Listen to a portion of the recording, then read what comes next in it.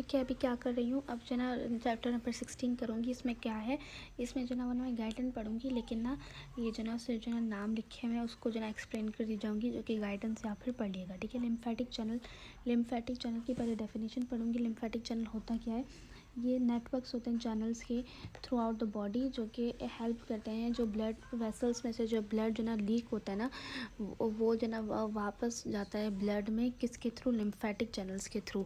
तो lymphatic channels क्या होता है, लिम्फेटिक चैनल्स के थ्रू जो ना वापस जाता है, तो इसका ये फंक्शन होता है। ठीक है, अब 3 तरीके की लिम्फेटिक सिस्टम का जो ना वो ना ये हमने डेफिनेशन कर ली। अब इसके जो ना फंक्शन बता दूँगी। ठीक है, डेफिनेशन हो गई। अब इसके फंक्शन क्या है, 3 तरीके के फंक्शन से। एक तो ना फ्लूइड बैलेंस करना। ठीक है, फ्लूइड बैलेंस करना, ये हो गई फ्लूइड बैलेंस करना कि क्योंकि ब्लड में से जो ना वो ना जो फ्लूइड निकलता है वो वापस लेकर जाता है, जिसके ज़रिए ब्लड में जो ना फ्लूइड बैलेंस होता है। दूसरा जो फैट्स जो है ना वो ना जो ना जीआईटी के से जो ना फैट को जो ना ब्लड स्ट्रीम की तरफ लेके जाना लैक्टियल्स के थ्रू। और तीसरा फंक्शन क्या है, इम्यून सिस्टम में फंक्शन है, क्योंकि उसमें ना स्प्लीन और थायमस वगैरह है, उसमें ना वो ना मैक्रोफेजेस होते हैं जो कि जो ना वो ना बाहर वाले फॉरेन पार्टिकल्स को मारते हैं, तो उनका जो ना लिम्फेटिक सिस्टम का इम्यून फंक्शन में भी काम है। ठीक है, तो ये 3 फंक्शन हो गए, फ्लूइड बैलेंस और फैट का वापस आना और इम्यून फंक्शन। ठीक है, अब इसके कंपोनेंट्स में कौन सा आ जाते हैं, 5 मेजर कंपोनेंट्स आ जाते हैं। मतलब लिम्फेटिक सिस्टम में क्या क्या होता है, लिम्फेटिक वेसल्स हो जाएंगी, लिम्फ नोड्स हो जाएंगी, टॉन्सिल्स, थाइमस। ठीक है, अब 2 मेजर कंपोनेंट्स कह सकते हैं लिम्फेटिक, 3 मेजर कंपोनेंट कह सकते हैं, लिम्फेटिक वेसल्स, लिम्फ नोड्स, और तीसरा जो ना वो ना कुछ ऑर्गन्स जैसे कि टॉन्सिल्स, थाइमस और स्प्लीन है। ठीक है, तो ये हो गया। अब लिम्फ चैनल्स क्या होते हैं, 2 मेजर चैनल्स होते हैं लिम्फ चैनल्स से, 2 मेजर चैनल्स होते हैं, एक राइट लिम्फेटिक डक्ट और एक होती है left lymphatic duct. Right lymphatic duct जो ना किसको ड्रेन करती है, ये एक डायग्राम है। ठीक है, जो कि ये जो ना राइट लिम्फेटिक डक्ट, ये ब्लू वाला रीजन है। ठीक है, ये हेड नेक, ये जो ना राइट हेड नेक और राइट आर्म और ये शोल्डर वाला रीजन को ड्रेन करेगी, और लेफ़्ट वाला किसको ड्रेन करेगी, लेफ़्ट साइड के हेड नेक शोल्डर रीजन और दोनों लेग्स को और स्टमक वाले एरिया को। ठीक है, तो ये लेफ़्ट लिम्फेटिक डक्ट ड्रेन करेगी। 2 चैनल्स, राइट और लेफ़्ट लिम्फेटिक। ठीक है, दोनों चैनल्स लाइट और लेफ़्ट लिम्फेटिक चैनल्स का काम हो गया। ठीक है, अब इसके अलावा क्या पढ़ेंगे, कंपोजिशन और लिम्फ। कंपोजिशन लिम्फ की क्या होती है, प्रोटीन होती है, उसमें फ़ैट होता है, बैक्टीरिया होते हैं, WBCs वगैरह, सॉल्ट होता है। ठीक है, तो ये सब कुछ है। ठीक है, सॉल्ट हो गया, ग्लूकोज वगैरह होता है। ठीक है, इसके अलावा rate of lymph flow, rate कितना होता है लिम्फ का, 2 to 3 litre, 2 to 3 litres per day जो है उसका जो है ना वो ना रेट होता है, या 120 मिलीलीटर पर आवर जो है इसका रेट होता है। ठीक है, अब इसके अलावा है इंक्रीज इन इंटरस्टिशियल प्रेशर के कॉज, अगर इंटरस्टिशियल प्रेशर इंक्रीज़ होगी तो लिम्फ फ्लो भी इंक्रीज़ होगी। ठीक है, इसके अलावा है lymph is pushed by, lymph जो ना नीचे की तरफ जाता है, लेकिन ये जो ना वो ना वापस ऊपर जो ना ये मतलब ऊपर की तरफ पुश कैसे होता है, इनमें वॉल्स वगैरह लगे होते हैं। इसके अलावा पुश होता किसके थ्रू है, जो ना वो ना जो लार्ज लिम्फेटिक वेसल्स हैं उनमें लिम्फेटिक पम्प्स होते हैं, जिसके थ्रू पुश होता है ऊपर। ठीक है, इसके अलावा जो स्मॉल लिम्फेटिक कैपिलरीज हैं उनमें भी पम्प्स लगे होते हैं जो कि उनको पुश करवा रहे होते हैं। तीसरा ये जो है ना वो ना एक्सटर्नल इंटरमीडिएट कंप्रेशन, कि ना एक्सटर्नल कंप्रेशन लगेगी स्मूथ मसल्स और स्केलेटल मसल्स की, जिसके थ्रू जो ना कंप्रेस होकर ये ऊपर जाएगा, फिर वॉल जो है ना वो ना बैक फ्लो रोकेंगे। ठीक है, तो ये भी होगा। ठीक है, अभी क्या पढ़ूँगी, अभी जो ना फ्लूइड फिल्ट्रेशन पढ़ूँगी। उसमें क्या होती है, पहले net filtration pressure definition. Net filtration pressure क्या होती है कि ना कुछ इनवर्ट फोर्सेस होती हैं, कुछ आउटवर्ड फोर्सेस होती हैं। जो outward forces minus inward forces करते हैं तो उसको जो है ना वो ना एक फिल्ट्रेशन बचता है, उसको बोलते हैं, एक वैल्यू बचती है, उसको नेट फिल्ट्रेशन प्रेशर बोलते हैं। ठीक है, अब इसमें क्या होता है कि नेट फिल्ट्रेशन प्रेशर में क्या होता है कि ना प्रेशर जो ना वो कैपिलरीज, ये रेस्पो में अच्छी तरीके से है, लेकिन ये थोड़ा सा बता दूँ कि कैपिलरीज और इंटरस्टिशियल फ्लूइड में कुछ ना चीज़ें होती हैं जो कि प्रेशर लगाती हैं। तो ना अब पहले क्या होती है, कैपिलरी हाइड्रोस्टेटिक प्रेशर होती है, जो कि एक होती है एट्रियल एंड की तरफ, दूसरी होती है वीनस एंड की तरफ। जो कैपिलरी प्रेशर क्योंकि एट्रियल की तरफ होता है कैपिलरीज और वीनस की तरफ, जो एट्रियल के एंड की तरफ कैपिलरी प्रेशर होती है वो 30 होता है, वीनस एंड की 10, ठीक है। और ये कैपिलरी प्रेशर क्या करती है, इंटरस्टिशियल फ्लूइड की तरफ जो है ना वो ना फ्लूइड को जो है ना फोर्स देती है। इंटरस्टिशियल फ्लूइड में क्या होता है, -3 होता है, ये प्लस में होता है, ये -3 में होता है। ये -3 किसकी वजह से होता है, लिम्फेटिक्स के ड्रेनेज की वजह से होता है, ठीक है। तो लिम्फेटिक फ्लूइड प्रेशर -3 होता है, ये क्या करते हैं, कैपिलरी से बाहर करवा दिए, ठीक है। तो ये दोनों पहले क्या करती हूँ कि पहले कैपिलरीज़ की पढ़ती हूँ, फिर इंटरस्टिशियल की पढ़ती हूँ। ये कैपिलरीज़ की और ये कैपिलरीज़ के जो वाटर होता है वो कैपिलरी हाइड्रोस्टेटिक प्रेशर डालता है जो कि 30 और 10 होता है, और वो क्या करता है, इंटरस्टिशियल फ्लूइड की तरफ जो है ना वो ना फ्लूइड को धकेलता है, ठीक है। और जो प्लाज्मा कोलेटरल प्रेशर है जो 28 है वैल्यू, वो क्या करता है, कैपिलरीज़ के अंदर जो है ना रहता है, फ्लूइड को कैपिलरीज़ के अंदर रहवाता है और वहाँ पर जो है ना और भी जो है ना फ्लूइड लाता है, ठीक है। इसके अलावा क्या है, इंटरस्टिशियल फ्लूइड क्या करवाता है, इंटरस्टिशियल फ्लूइड -3 है और ये जो ना कैपिलरीज़ की तरफ करता है। तो कैपिलरीज़ की तरफ क्या कौन कौन करेगा, एक इंटरस्टिशियल फ्लूइड बाहर का और एक कैपिलरीज़ की अपनी प्रोटीन्स, ठीक है। और उसके अलावा इंटरस्टिशियल फ्लूइड में क्या होती है, उसकी प्रोटीन्स होती है, क्या करती हैं, ये इंटरस्टिशियल फ्लूइड में ही करवाते हैं 8। तो ये हम मैं ना कैसे याद कर सकती हूँ कि हाइड्रोस्टैटिक प्रेशर अपोजिट में फोर्स लगाएगा और प्लाज्मा कोलाइडल प्रेशर जो होगी वो सेम डायरेक्शन में फ्लो, जैसे कैपिलरीज़ में तो कैपिलरीज़ में जो है ना वो ना फोर्स लगवाएंगी कि फ्लूइड है, ठीक है। उसके अलावा नेट फिल्ट्रेशन प्रेशर अगर पॉजिटिव में होगा तो नेट फ्लूइड प्रेशर होगा, अगर नेगेटिव में होगा तो नेट फ्लूइड अब्जॉर्प्शन होगा, ठीक है। तो ये हो गया, ये नेट फिल्ट्रेशन प्रेशर की वैल्यू कितनी होगी यहाँ पर 0.32 -1, ठीक है। मतलब कि ये जो ना आउटवर्ड टू इनवर्ड माइनस करेंगे तो ये वैल्यू आ जाएगी, ठीक है, जो कि लिम्फेटिक्स लेकर जाएंगे। अगर लिम्फेटिक्स ना लेकर जाए तो एडिमा आ सकता है, ठीक है। अब इसके अलावा मैं क्या पढ़ूँगी, इसके अलावा ये यहाँ पर जो ना ज़्यादा सीक्वेंस अच्छी है कि ना रेट ऑफ फ्लूइड फिल्ट्रेशन, ये जो ना कैपिलरीज़ के में जो कैपिलरीज़ के इर्द गिर्द जो फ्लूइड प्रेशर होगा वो किस पे डिपेंड करेगा, ये जो हमने पीछे पढ़ा था कैपिलरीज़ के और इंटरस्टिशियल फ्लूइड का ही जो ना नेट फिल्ट्रेशन पढ़ा था। ये नेट फिल्ट्रेशन, ये जो कैपिलरीज़ के जो प्रेशर है वो किस पे डिपेंड करेगा, एक तो उसका नेट फिल्ट्रेशन प्रेशर पे डिपेंड करेगा कि कितना है, ठीक है। और दूसरा उसकी उन कैपिलरीज़ की जो ना वो ना नंबर पे डिपेंड करेगा या उनकी पोर्स पे डिपेंड करेगा या उनके साइज़ जो ना वो ना उस पोर्स की जो साइज़ पे डिपेंड करेगा, ठीक है। तो उसके जो ना वो ना उसके बेस ये जो ना ये तीनों चीज़ें क्या बनाएंगी, ये एक ही चीज़ बनाती है कि जिसे कहते हैं कैपिलरी फिल्ट्रेशन प्रेशर, ठीक है। तो दो पे डिपेंड करेगा, एक नेट फिल्ट्रेशन प्रेशर और दूसरा कैपिलरी फिल्ट्रेशन प्रेशर, ठीक है। अब ये याद करने वाली है कि कैपिलरी फिल्ट्रेशन प्रेशर की वैल्यू कितनी होती है हमारी बॉडी के लिए, 6.67 मिलीलीटर पर मिनट पर mmFHg।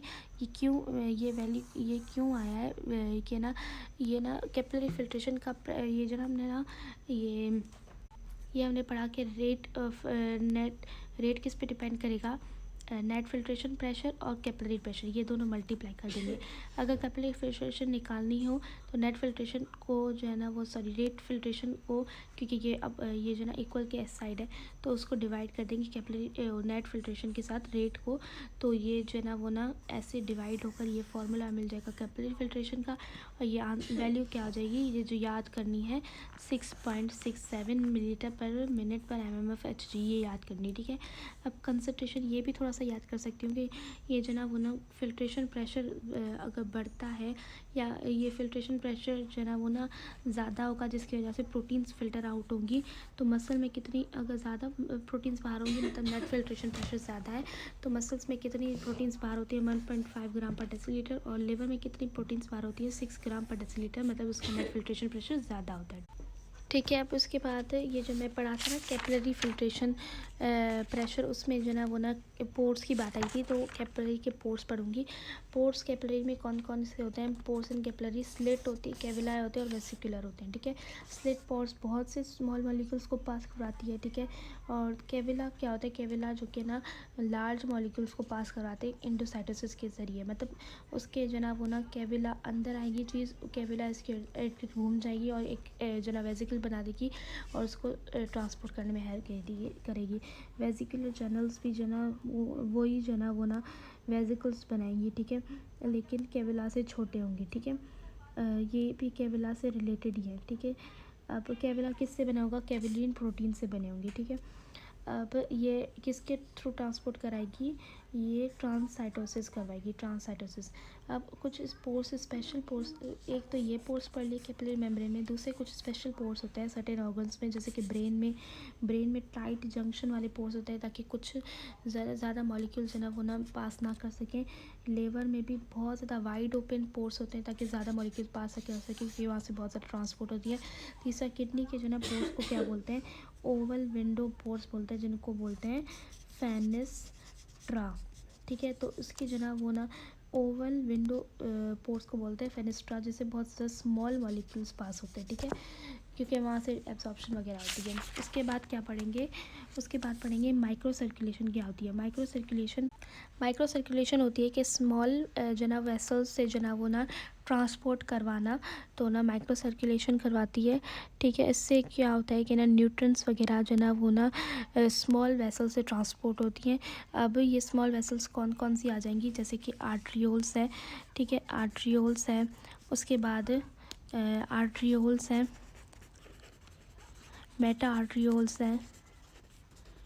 ठीक है, उसके अलावा प्री कैपिलरीज के इंटर जो ना उनको ट्रांसपोर्ट रोकेगा, उसके अलावा है कैपिलरीज है। ठीक है, तो ये क्या करवाएंगी, ये तीनों जो है ना वो ना क्या करेंगी, माइक्रो सर्कुलेशन करेंगी। आर्ट्रियोल्स जो है ना वो ना ये जो ना वो ना कंस्ट्रिक्ट और डायलेट भी होती हैं। ठीक है, उसके अलावा ये क्योंकि आर्ट्रियोल्स का है ये ज़्यादा मस्कुलर होती है, मेटा आर्ट्रियोल्स कम मस्कुलर होती हैं और इसलिए ठीक है ज़्यादा कंस्ट्रिक्ट और डायलेट भी नहीं होंगी। ठीक है, और ये मेटा आर्ट्रियोल्स क्या होती है, टर्मिनल आर्ट्रियोल्स होती हैं। ठीक है, ये स्ट्रक्चर दिखा देती हूँ ताकि आपको समझ में आ जाए। ये जो है ना वो ना आर्ट्रियोल्स हैं। ठीक है, ये आर्ट्रियोल्स हैं, उसमें से जो है ना वो ना ये मेट्रा आर्ट्रियोल्स निकली हैं। ठीक है, ये ना मेटा ठीक है, ये रेड वाली जो ना आर्ट्रियोल्स हैं उनमें से ये जो ना बीच से मेटा आर्ट्रियोल्स निकली हैं, और मेटा आर्ट्रियोल्स और उसके ऊपर वाइट वाली जो ना कैपिलरीज निकली हैं। ठीक है, और कैपिलरीज और मेटा आर्ट्रियोल्स के बीच में प्री कैपिलरी स्फिंक्टर है जो कि ना ट्रांसपोर्ट को कंट्रोल करती है। ठीक है, जो कि ट्रांसपोर्ट को कंट्रोल करती है, ये ओपन होती है ताकि ये ओपन और क्लोज होकर। ठीक है, इसके अलावा वेजोमोशन जो ना मैंने कॉन्सेप्ट बता देती हूँ। अगर जो ना वो ना rate of oxygen utilization tissue से इंक्रीज़ हो जाए। ठीक है, ऑक्सीजन यूटिलाइजेशन टिश्यू की इंक्रीज़ हो जाएगी क्योंकि मेटाबॉलिज्म इंक्रीज़ हुई। जब ये इंक्रीज़ हो जाएगी तो क्या करेगी, ऑक्सीजन लेवल इन टिश्यूज़ में जो ना डिक्रीज़ हो जाएगी क्योंकि यूटिलाइजेशन, मेटाबॉलिज्म इंक्रीज़ हुई तो यूटिलाइजेशन ऑक्सीजन की इंक्रीज़ हुई, जिसकी वजह से ऑक्सीजन की लेवल डिक्रीज़ होगी। और इसकी वजह से क्या करेंगे, प्री कैपिलरी स्फिंक्टर्स और मेटा आर्ट्रियोल्स वगैरह रिलैक्स करेंगे क्योंकि ऑक्सीजन की कमी हुई, ये रिलैक्स करेंगे ताकि ब्लड ज़्यादा आएगा।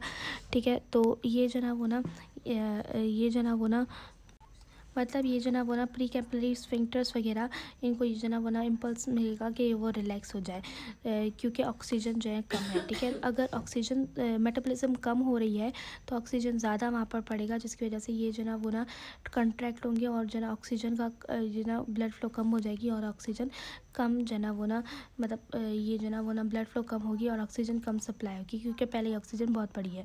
तो इस रिदमिक कंट्रैक्शन और रिलैक्सेशन और वेस्कुलर स्मूथ मसल्स की जो ना वेसोमोशन बोलते हैं। ठीक है, रिदमिक कंट्रैक्शन रिलैक्सेशन और वेस्कुलर स्मूथ मसल्स। ठीक है, क्योंकि ऑक्सीजन ज़्यादा चाहिए या कम चाहिए उसके बेस पे।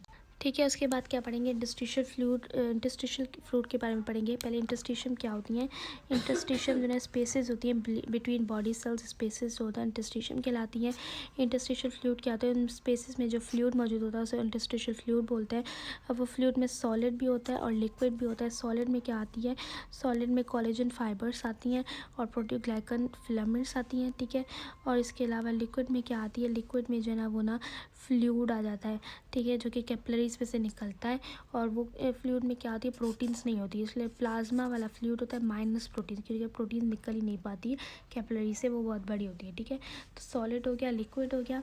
ठीक है, ठीक है। इसके अलावा टिश्यू जेल क्या होता है, जब प्रोटीओग्लाइकन जो ये प्रोटीओग्लाइकन फिलामेंट्स हैं उसके बीच में जो फ्लूइड इंट्रैप्ट होता है, ये जो इंटरस्टिशियल फ्लूइड है उसके बीच में जो इंट्रैप्ट होता है वो क्या बनाती हैं, ये वाला प्लाज्मा वाला फ्लूइड लिक्विड वाला पार्ट, ये जो ना वो ना दोनों मिलकर क्या बनाती हैं, टिश्यू जेल बनाती है। ठीक है। इसमें क्या करती है जो ना मॉलिक्यूल्स जो ना ये ना प्रोटीओग्लाइकन की वजह से ये जो ना मॉलिक्यूल जो ना कम वहाँ पर जो ना फ्लो कर पाते हैं। ठीक है। उस वाली स्पेस में। लेकिन कुछ जगहें होती हैं जिन्हें रेवुलर्स बोलते हैं, उनमें क्या होता है वो कुछ ये वेजिकल्स हो जाती हैं, ये कुछ वेजिकल्स हैं। ठीक है। ये कुछ वेजिकल्स हैं जहाँ पर ये जो वेजिकल्स बन जाती हैं इंटरस्टिशियल फ्लूइड के स्पेस में, जहाँ पर प्रोटीओग्लाइकन नहीं मौजूद होता, वहाँ पर जो ना वो ना ईज़िली फ़्लो जो ना उनका पॉसिबल हो जाता है। ठीक है। ईज़िली फ्लूइड का फ़्लो पॉसिबल हो जाता है, ये प्रोटीओग्लाइकन की वजह से फ़्लो इतना ईजी नहीं हो पाता। ठीक है। तो यही है रेवुलेंट्स क्या होती हैं, ये जो ना वो ना वेजिकल्स हो जाती हैं, वेजिकल्स बनती हैं इंटरस्टिशियल फ्लूइड में। टिश्यू जेल क्या होता है, ये दोनों होता है, और इसकी जो ना कंपोजिशन बतानी है। That's it. ये हो गया हमारा चैप्टर। बस एक कॉन्सेप्ट ले लो कि ना स्टारलिंग, ये स्टार्टिंग नहीं है, ये है स्टार लिंक। फोर्सेस क्या होती हैं जो हमने पीछे पढ़ा था ना कैपिलरीज में कि ना वो ना ये वो क्या वो होती है प्लाज्मा वाली प्रेशर्स होती है, दूसरा हाइड्रोस्टैटिक प्रेशर्स होती हैं। ठीक है। तो ये दोनों को ऐड कर कर क्या कहलाती हैं, स्टारलिंक फोर्सेस। ठीक है। That's it. हो गया।